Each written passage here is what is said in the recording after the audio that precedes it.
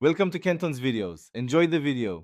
You begin by confirming your Redmi model and current MIUI build. This matters because emoji packages are ROM specific. Once done, back up your data to My Cloud or a local backup so you can restore if anything fails.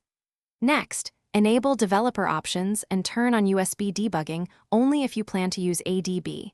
This lets you sideload files. Make sure battery is above 50% and you have stable Wi-Fi, because the next steps will download and modify system components. You now fetch a compatible emoji APK or system font package that matches your MIUI version. Compatibility avoids crashes.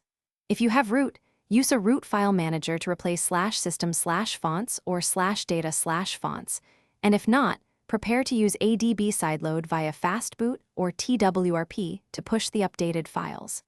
Make sure to set file permissions to RWRR so the system can read them. Once the files are in place, clear relevant caches to force the system to load the new emoji.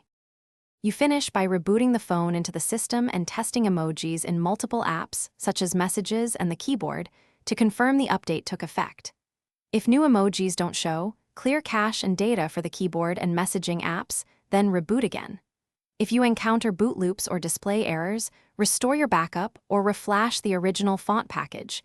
This returns the device to a known good state. Finally, make sure future OTA updates won't overwrite custom emoji without notification. Thanks for watching. Consider subscribing if we helped you.